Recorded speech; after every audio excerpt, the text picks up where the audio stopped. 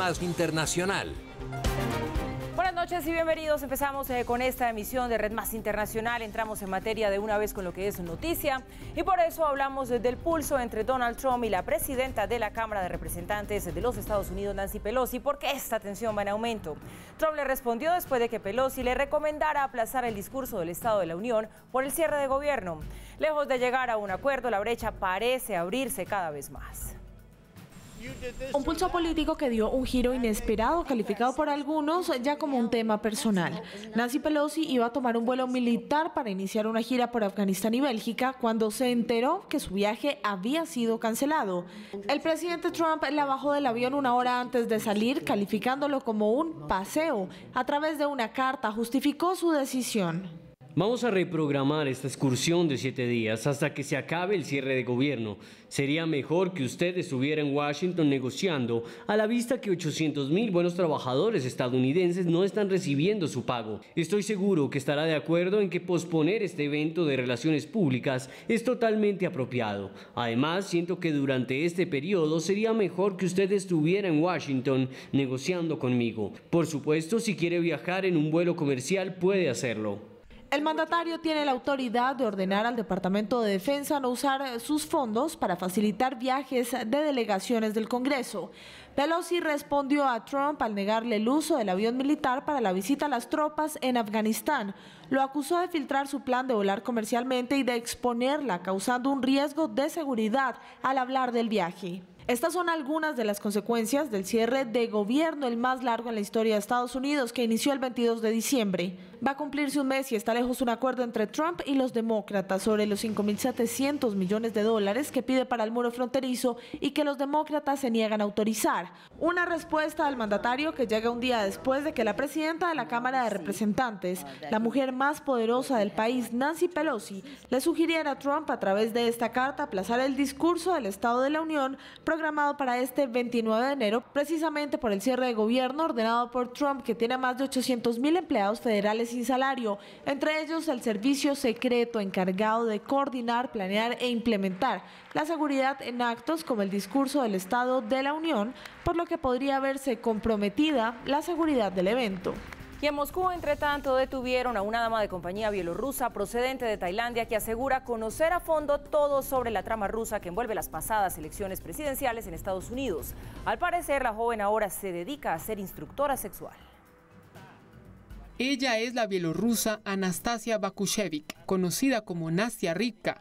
Y si bien su profesión es la de ser dama de compañía, su reconocimiento internacional se debe porque, según ella, conoce detalles del rol de Rusia en las elecciones estadounidenses de 2016.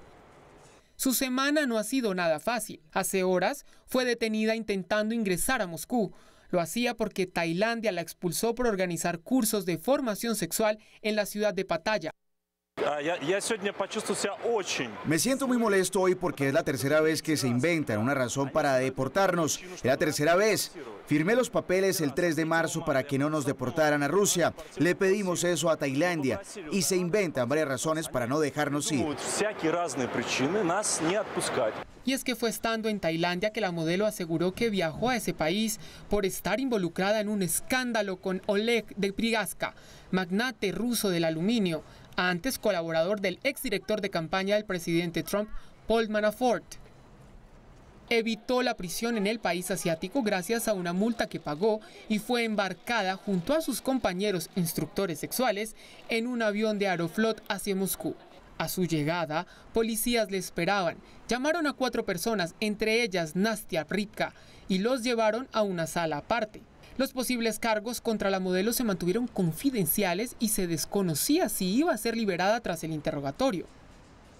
Nastia Rivka es famosa por haber escrito un libro explicando cómo seducir hombres ricos. Luego del incidente, vía Instagram, prometió revelar a periodistas estadounidenses detalles de la tan comentada y presumida ayuda desde el Kremlin para que Trump ganara la presidencia en noviembre de 2016. Aún no publica ninguna información al respecto. El presidente de Brasil, Jair Bolsonaro, se comprometió a hacer todo lo posible por restaurar la democracia de Venezuela. Entre tanto, Puerto Rico reconoció al jefe de la Asamblea Nacional, a Juan Guaidó, como presidente interino del país. Durante un encuentro en Brasilia con el presidente del Tribunal Supremo de Justicia en el exilio, Miguel Ángel Martín, y en el que estuvieron Gustavo Sinossi, asesor senior del secretario general de la Organización de Estados Americanos, OEA, Luis Almagro, y el canciller brasileño Ernesto Araújo, Jair Bolsonaro le dio un espaldarazo a la oposición venezolana. Continuaremos haciendo todo lo posible para restablecer el orden, la democracia y la libertad allí. Entonces le pedimos a la gente de Venezuela que resista y tenga fe, porque creo que pronto habrá una solución. Un abrazo para todos. En simultáneo, el canciller brasileño sostuvo una larga reunión con otros líderes opositores exiliados, representantes del Grupo de Lima y diplomáticos estadounidenses. Dicho encuentro tuvo un propósito: poner toda la presión en el sistema, toda, para que el gobierno o se fracture de una vez por todas esa dictadura y se abra una transición y después haya elecciones, o que se ponga toda la presión en el mismo lugar en todo el sistema y que ellos vean que no tienen otra opción que negociar su salida e irse del poder. Entre tanto, el apoyo de la comunidad internacional a la oposición venezolana aumenta. En las últimas horas, el gobernador de Puerto Rico, Ricardo Rosselló, emitió esta nota de prensa por medio de la cual reconoció al jefe de la Asamblea Nacional, Juan Guaidó, como presidente interino de Venezuela. Y el senador republicano Marco Rubio le pidió al Departamento del Tesoro congelar las cuentas del Estado venezolano. Aseguró que Nicolás Maduro está desesperado por hablar con Donald Trump. La presión de Estados Unidos contra Nicolás Maduro continúa.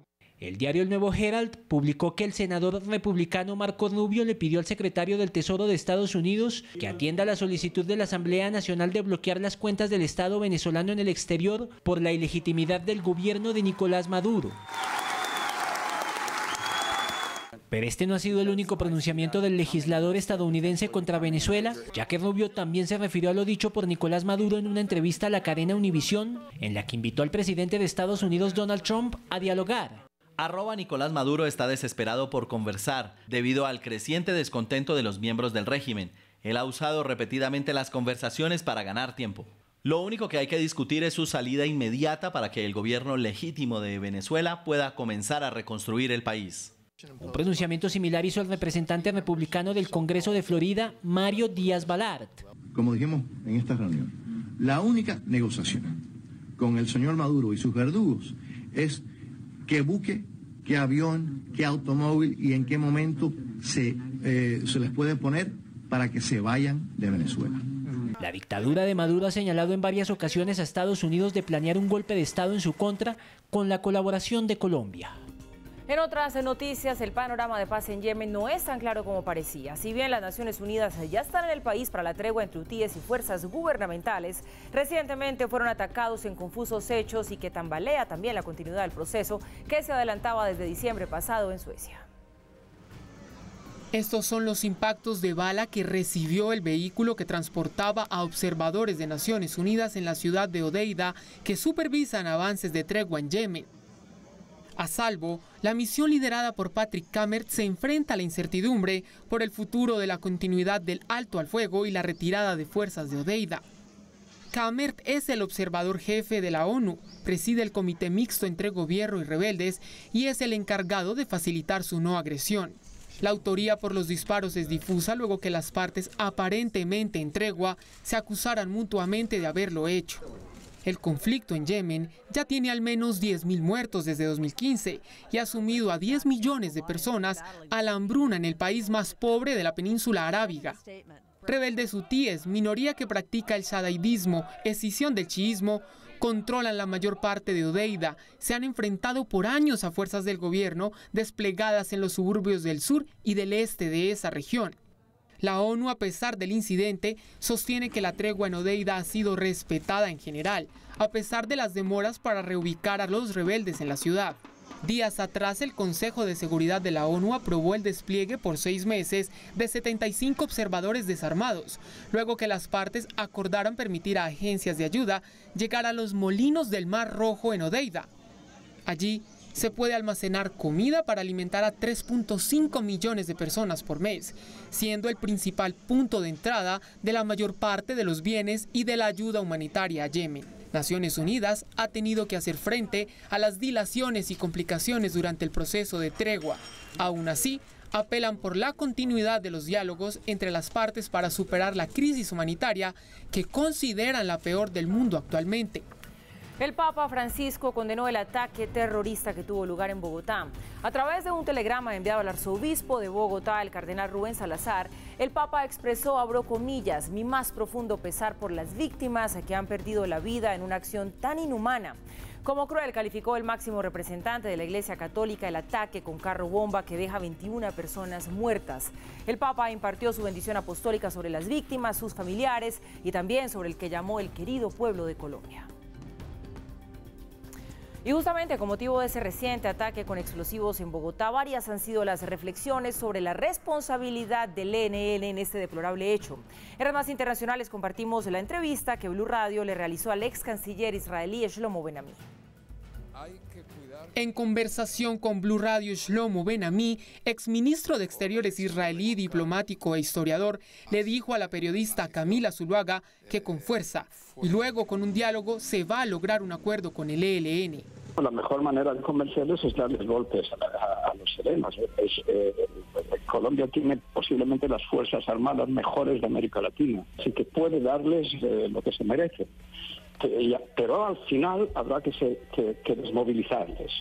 Y la manera de desmovilizarles es diezmarles antes y después de diezmarlos, después de recibir los golpes que se merecen, negociar. Las posturas de Ben-Ami se dan luego que el gobierno colombiano diera como un hecho la responsabilidad del Ejército de Liberación Nacional en el atentado ocurrido en Bogotá. Eso es la mejor prueba de que no tiene nada que ver con el proceso de paz que se ha llevado a cabo con la guerrilla, con las FARC. Y añadió que el ELN en algún punto comprenderá que su lucha armada no está sustentada y que se hace inminente que negocien con el gobierno. En algún momento habrá que sentarse a negociar, después de que lleguen a la conclusión de que la estrategia militar que están llevando a cabo, la insurgencia, no tiene perspectivas. Ben-Ami no dejó fuera una reflexión importante para analizar los recientes sucesos que envuelven al ELN y su deteriorado intento de acuerdos con el gobierno. Invita a ver las cosas con cabeza fría y a analizar cautelosamente lo sucedido en Bogotá. Uno de los comandantes del ELN que más se opone a las negociaciones de paz con el gobierno estaría detrás del atentado en la Escuela de Cadetes de Bogotá. Alias Pablito tiene el mayor poder de fuego de este grupo guerrillero. Pablito es el comandante del Frente de Guerra Oriental que opera en Boyacá, Casanare y Arauca, sitio hasta donde se arrastró el carro bomba que explotó en la Escuela General Santander. Pablito es amo y señor de la frontera y sería uno de los jefes guerrilleros que, tal como lo reconoció el propio Pablo Beltrán, entran y salen de Venezuela. Y Araucano vienen haciendo un sinnúmero de jornadas reivindicativas. Pablito integra el ELN desde 1997 y aunque fue capturado en 2008, protagonizó una espectacular fuga de la cárcel de Arauca. Desde entonces existe una recompensa de $600.000 por su cabeza y pesa sobre él una circular roja de Interpol. Su fortaleza militar radica en los atentados terroristas con explosivos. Pablito y sus hombres han asolado el oleoducto Caño Limón-Coveñas desde hace varios años, provocando un desastre ambiental contaminando el río Táchira e incluso hasta Venezuela. Además, ha ordenado incontables paros armados en la región, sembrando el pánico entre los habitantes, pues se estima que su poder de fuego alcanza 1.500 hombres, casi el 60% de lo que puede movilizar el ELN. En 2015 fue nombrado dentro del Comando Central y en 2016 ordenó 44 ataques en Arauca. Su negativa al diálogo ha sido tan extrema que el propio Gavino, máximo líder del grupo guerrillero, tuvo que convencerlo para aparecer en este video, en donde al lado de Pablo Beltrán habla de paz. En cabeza del Comando Central ha estado, está y estará en la búsqueda de la paz. Sin embargo, sus hombres protagonizaron hace pocos días el golpe de mano previo al atentado en la Escuela de Cadetes, el asalto y secuestro de un helicóptero. Hoy se conoció que habrá un segundo encuentro entre el presidente Trump y el jefe del régimen norcoreano Kim Jong-un. La reunión sería a finales de febrero. La noticia del encuentro fue confirmada por la Casa Blanca. Se sabe que la segunda reunión entre Donald Trump y Kim Jong-un será a finales de febrero. Por ahora se desconoce la fecha exacta y el lugar.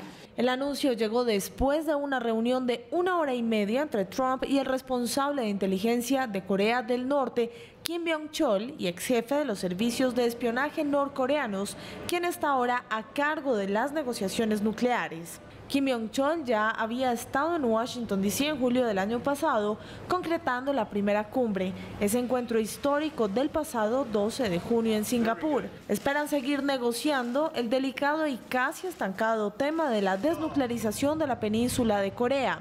El encuentro podría ser en Vietnam, Tailandia o Hawái. Ya estamos de regreso, gracias por continuar con nosotros y hablamos ahora de la primera ministra del Reino Unido, de Theresa May, que no descansa para abonar los terrenos que permitan avanzar hacia la salida ordenada de su país de la Unión Europea. Su prioridad del día fue la de conversar con líderes europeos sobre este tema.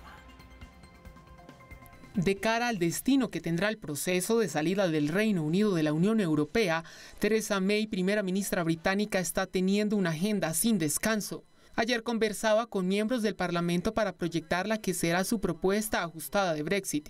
Y hoy, su prioridad fue conversar telefónicamente con dirigentes de la Unión Europea sobre los pasos para un divorcio no turbulento del bloque político. Discutí con la primera ministra Theresa May los siguientes pasos del lado del Reino Unido para el Brexit. El presidente del Consejo Europeo, Donald Tusk, sin dar más detalles, confirmó su conversación con May vía Twitter. May también sostuvo que intercambió información clave entre las partes y acordó un contacto constante con el titular de la Comisión Europea, Jean-Claude Juncker, según lo ratificó su portavoz. Y aunque han sido días de lobby y de pruebas de fuego para May, no todo es sombrío en su defensa para conseguir que exista un bosquejo de Brexit satisfactorio para ambas partes. La Unión Europea no cederá a lo que aprobó en noviembre en Bruselas para la salida del Reino Unido, pero sí es partidaria de aplazar la fecha del Brexit prevista para el 29 de marzo y con ello evitar el temido divorcio sin acuerdo sujeto al plan de contingencia que prepare May. Y sigue el angustioso rescate de Julen, el pequeño español que ya cumple 5 días atrapado en un pozo de Málaga. Según las autoridades, el terreno rocoso ha complicado las labores de trabajo, pero pese a esto, su familia aún guarda la esperanza de encontrarlo con vida. Sin descanso. Así han trabajado los organismos de socorro en España para lograr rescatar a Julen. Sin embargo, la labor no ha sido nada fácil, ya que el terreno donde se encuentra ubicado el pozo donde cayó el pequeño cuenta con una gran área rocosa que no les ha permitido avanzar de forma efectiva con sus labores. Del terreno es complicada, se ha encontrado esta noche macizos rocosos, afloramientos de pizarra muy duras y por tanto eso está ralentizando los trabajos. Y se están empleando naturalmente pues otras técnicas que no son tan rápidas. Por tanto, en fin, en función de lo que vayamos encontrando, puede ser que sea una beta únicamente, que tenga un espesor mayor o menor, una potencia, esperemos que sea, que no sea muy grande, ¿no? La esperanza de encontrar al menor de edad con vida continúa intacta en el grupo de rescatistas. Ahora mismo es como si Julen fuese el hijo de todos. Entonces, si su hijo estuviese ahí, iría por él, ¿no? Sí. Pues nosotros vamos a por él. Desde el domingo se ha trabajado en varias soluciones técnicas para acceder al pozo donde cayó el pequeño de 2 años de edad. La más avanzada es un túnel vertical paralelo al pozo y se confía en poder llegar al pequeño antes del lunes. Familiares de las víctimas del ataque al Museo Judío en Bruselas dan sus primeros testimonios tras iniciarse el juicio en contra del francés indicado de cometer este atentado, que fue el pasado 24 de mayo de 2014 y en el que murieron 4 personas. Han pasado 4 años y medio del atentado antisemita contra el Museo Judío de Bruselas, en el que 4 personas fueron asesinadas, y es hasta ahora en el juicio que se adelanta contra Mehdi Nemmouche, que familiares de las víctimas y testigos de los hechos han podido dar su versión. Ahora, realmente nos estamos metiendo en el centro del asunto, ya que nosotros enfrentamos directamente con los testimonios de personas que han sufrido enormemente esta masacre. Cuando escuché los disparos salté, pero al mismo tiempo sé que estoy en un país que me ha dado la bienvenida y creo que es democrático en su núcleo, así que no podía imaginar que fuera un ataque. Durante el juicio, Nemmouche negó los cargos de que él fue el pistolero que mató a un ciudadano musulmán, así como a una pareja israelí y a un voluntario francés en el museo. Tanto Nemmouche como Nasser Vendren, un francés que presuntamente le habría proporcionado las armas, enfrentan cadena perpetua si son condenados por cargos de asesinato terrorista. Los investigadores dijeron que Nemush atacó el museo poco después de regresar de Siria, donde supuestamente había luchado en nombre de grupos yihadistas. El abogado de Nemush alegó que las imágenes de la cámara del tiroteo utilizado por los fiscales eran falsas y atribuyeron el tiroteo a la agencia de espionaje israelí Mossad.